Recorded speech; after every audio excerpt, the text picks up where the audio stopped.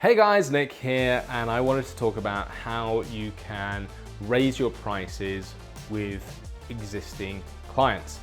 Because sometimes it can be a sticky situation, right? Let's say you've had a client for a couple of years as a video producer. It doesn't matter whether it's a direct client and you're working direct with the brand or business, or it's actually someone from a production company or an agency that usually freelances to you. There can often be an expectation that the price is the price for as long as they want to use your services. And if you're in a relationship with a brand or business or agency production company that you actually feel you get fair exchange, then that's fantastic. You can keep your pricing set as long as possible. But this video is really for people who are starting out, and when you're starting out, you're generally charging lower than the average market value for a video because you're charging less to reflect your experience and your portfolio. But over time, your experience grows. Over time, your skill set grows. So I once had someone come to me and ask for a quote for video production. I think it was like a highlight reel for an event video. I gave them the price, and then they didn't go ahead for some reason. And then 9 months later, they got in contact again and said, hey, we'd be definitely keen for a highlight video from the next event we're doing. And that price was more. That quote was a fair bit more than I think they were expecting. What did they do? They didn't go ahead with it because to them, they just saw a video producer charge one price and then a few months later, charge a higher price. They had no understanding about the video production process. They had no understanding that in that 9 months, I'd actually gotten a fair few event videos through and event coverage and was producing a lot of highlight videos relatively quickly at a high production value, and you becoming relatively skilled at that particular type of video, right? So when someone then came to me and wanted brand new and wanted that service, it would cost a little bit more because I was more experienced, but I'd also look to do things like adding a bit more value in the music track instead of going for a cheapo royalty-free music option. We'd try and get the budget to go higher and use a better quality piece to raise the whole quality of the video. But to them, they just saw one low price and then a high price and no real justification other than a little bit of time had passed. Now, there are obviously countless reasons why you might want to increase your prices. That is to do with your experience, like I said. That is to do with how popular you're getting. But it's also to do with your cost of doing business if your insurances have gone up. It's to do with your cost of living, if your cost of living has increased or the expectation is that. It's to do with the local market and what the average kind of pricing and charge is for other freelancers or other people working as production companies or solo shooters just like me. So I've got a few tips for you based on some of my experience to help you kind of broach that topic with clients. Because if you're someone who has a client that comes back to you time and time again, as awesome as that is, if you're charging the same amount that you were charging 3 years ago because you're afraid of broaching that topic for them or raising prices because you think they won't be able to afford your new pricing, then these tips can help you at least work towards that outcome. Because of course, your price is your price. It shouldn't necessarily matter that you're working with pre-existing clients and giving them a discount unless you really, really want to. Your work is the same value regardless of it's someone off the street or someone you've worked with in the past. Now, I'm not looking for ways to charge more to a client just because. And that's kind of the reason for this video. If you have a set price and the client doesn't understand or can't see the value in that price, so they choose to not do it or go with someone else who's quoted lower, it's because they don't understand the value of what you're offering. So these are the tips that are going to help you at least broach with those pre-existing clients, the people that are coming back to you, to get them in line with your current pricing model. Now, I think this advice is pretty much the same whether you're a freelancer working mainly for production companies, other agencies, or you are a kind of your own video production business working direct with clients. I think ultimately they're both your types of clients, right? So the first thing you can really do is set expectations. I mean, the whole thing is about communication. But setting expectations, not just when you quote, but more importantly, when you actually get a client on some kind of recurring model, if that's part of what the product or service you're offering, or a big project that you've quoted individually on, let people know somewhere that there's an expectation on how long your pricing will generally be, how much you charge per day or per hour if you're an hourly charger, or half a day or per project. Let people know how likely they are to pay a similar kind of price if they're going to be coming back to you.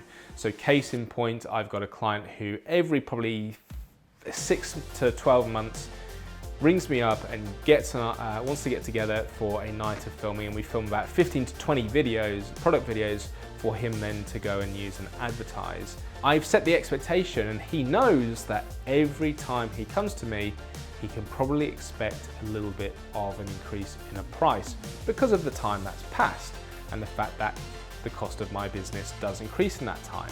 Cost of doing business, I should say. So there's kind of advantages to him investing a little bit more cash up front to maybe get a few more done at a time. We used to start doing, I think, just 5 videos at a time. But of course now, if he can get a bit more volume done, then he's got more value for money. So even if the price does increase the next time he comes for a new quote, it means he's still getting the best value for money because he's fitting as many videos in one session as possible. So set expectations and communicate just how long you expect this pricing to last. This is like super important if you've got a client that you're going to gradually step up to meet what is your actual pricing. And this kind of leads into the next point. I think there can be a lot of sticker shock if someone who's worked with you in the past comes back to you and say, great, that's $2,000 extra, especially if it's for a similar kind of video. Now, I understand if the project's needs and scope has changed a lot from that original project or that previous project, then understandably, the client's probably going to understand that the cost has changed a fair bit. You're wanting to hire some specialist equipment to help you film a particular component of a project. That's going to cost more money. But I think it's getting very popular this day and age for a lot of brands and businesses to have a certain style of video done each time, especially for social media and online content. So they expect similar costs if they come back to do that time and time again. So you might have redone your cost of doing business recently, or maybe you've actually decided to invest 50% more back into gear this year. So therefore you need to earn X dollars more in your year, in your business. You can't necessarily just whack that onto a customer. I'd say, especially if it's increasing prices even more than 15, 20%. A 20% jump is a big jump for depending on the size of your original contract.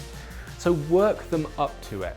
Again, setting expectations, step them up so they understand what a new client would actually be charged, but say, hey, I love doing work and business with you, so we're going to work up there gradually. This time, I'm just going to charge an extra 5% or an extra 10% and step them up so it's not just such a sticker shock immediately. You're working them up to whatever your correct and full charge is. But kind of the next best thing you can do is add value. I kind of referenced it before. People don't often know, especially if they're a direct client, less so if you're freelancing to a production company or an agency. Clients, businesses, most don't have any clue about what goes into making a video. And so the more transparent you can be in your process, the more value your videos assume. Someone might not know that you spend time to go and location scout and recce for your videos. You might actually do that right now for clients and not actually even be charging for it. So suddenly you're thinking, well, oh man, I've got all this pre-production time that I need to incorporate in my charge back to the client, but how can I incorporate that straight off the bat? You let them know the value that you're getting, or you add more value, or especially more perceived value. So you might be doing that location recce, but certainly the client might not know that. And so the next time you're quoting on them, you present that quote to them, and they can clearly see as part of your proposal that you're actually going to spend time location scouting. You're looking for the best location for the project, the location that's going to communicate the message that the video or videos need. You're going to spend time looking at the best time of day, understanding the audio requirements. You're going to spend time thinking about how your lighting is setting up and pre-visualizing exactly how you're going to produce that project in that location. Because what does that mean for the client? They get a better video because of it. So the more you can add steps into your process or transparency into your process, the more value your video has, and therefore the more justified you are when you have an increased price. If you actually do all of that and you do it correctly and you have a line item for every single thing you're doing, but your prices have increased, look for other ways to add value.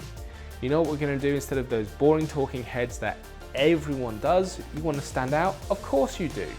We're actually going to go and invest in a motion slider for you so we can do this beautiful parallax movement during the talking head.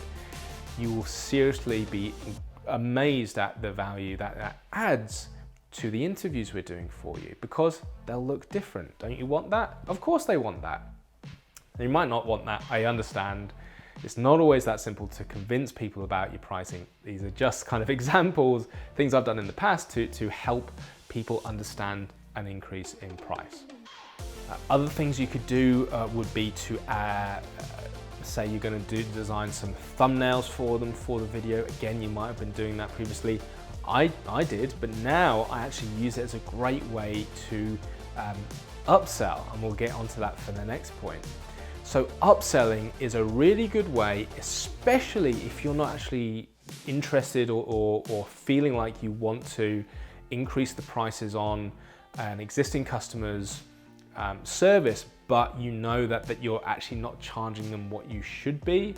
Upselling is a great way to at least get a little bit more money back from them, and overall they become a larger value client to you. Again, this is especially true if you're freelancing. You can find ways to upsell by taking more off of a producer's plate or preempting and being a little bit more proactive to help an editor out, because you're going to sync up the footage afterwards at just a slight charge more, less than what they would have to pay an editor's time to do that in post, right? So there are absolutely ways that you can add value both as a freelancer and direct as a client by upselling.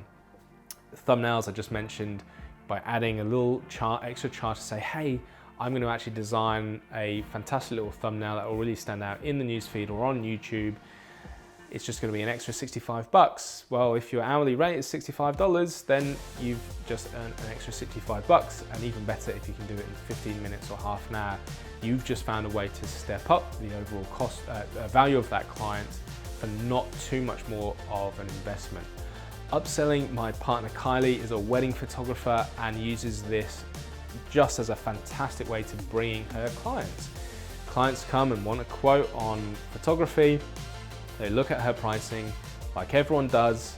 They compare that pricing to the next few photographers, just like they compare your pricing to the next few video producers, because price does generally drive most of our purchase decisions. Even though we do buy emotionally, guarantee you guys, as much as we'd like to think our videos change clients' minds, it's often going to be the bottom dollar, I'm afraid to say. But by people kind of looking at Kylie's pricing, going like, oh, okay, that's a really competitive price, because you might be in a very competitive market and you have no choice but to be a little bit lower than where you'd like to be. When you get them on as a client, when they've signed the dotted line, where they're actually a part of your clientele, then you can look to upsell them to increase the value of that client and to move that needle to where it actually should be.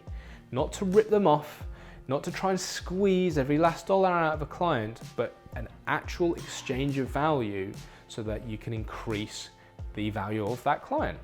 So going back to Kylie's example where she brings clients on and they pay for a certain number of amount of time at their wedding, well, there's a problem because you mentioned you're having a sparkler exit. Hey, why don't you pay a few more dollars extra and have me stay right up until the end of your reception?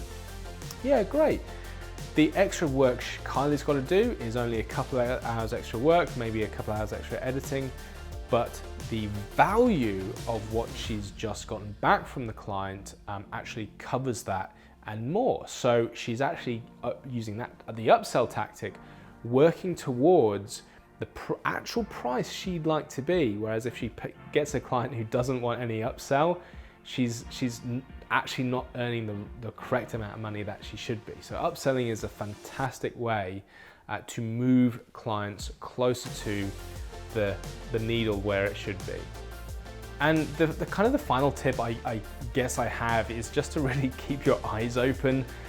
When you're looking at existing clients, often you're waiting for them to pick up the phone and ring you, right? They say, hey, we're gonna have another project in next month or in a few months' time. That's fantastic, but then sometimes the phone doesn't ring because they've got a little bit distracted or they've got other focuses in the business. So just keep in contact with your clients and look for opportunities. Again, kind of goes back to adding value, to show them where they're missing out, because they might come to you for a certain type of video, completely missing a different kind of promo video or explainer video completely. And there's opportunity because you've worked with them in the past and they trust your opinion to absolutely get on the front foot and see if you can't develop a project that they're going to like and they're going to take a little bit of a gamble on, or they want to invest a little bit more money. Again, the value of that client increases. So just a few real examples of how to move the needle, how to step clients up in price if they're not paying kind of what your rates are today, if they're paying on some kind of legacy pricing and you're finding it difficult to move them onto really what they should be. I mean, we all love working with existing clients. I love it because I have some incredible relationships, both freelancing to companies and working direct for businesses as clients. They can offer some really cool experiences, but they have to understand that you're a business as well, and sometimes that gets lost in the mix a little bit. Sometimes people can take a little bit of offense or feel like you're targeting them and signaling them out by saying like, no, you got to pay me a little bit more this time. It's certainly not about being greedy. It's certainly not about trying to squeeze every little dollar out of a client, because that's not why we make videos, right? Is it, guys? We make it because we really love doing it. So look for ways to add value, look for ways to illustrate and communicate exactly why your pricing is the way it is, and you'll have those existing clients come back to you again and again and again and not have to jump ship because of the pricing. That's happened to me in the past because I haven't been transparent about it, or I haven't looked for ways to add value, and it ultimately stings because they don't come back to you, they go to someone else, someone cheaper. So what are your kind of tips in dealing with clients who have been paying older pricing, or have you broached raising pricing or having different pricing with clients you've worked with in the past? I'd love to know with a comment below if you found this at all valuable, and if you want to see more of these types of videos, then please consider subscribing. All right, I will catch you sometime soon. Bye.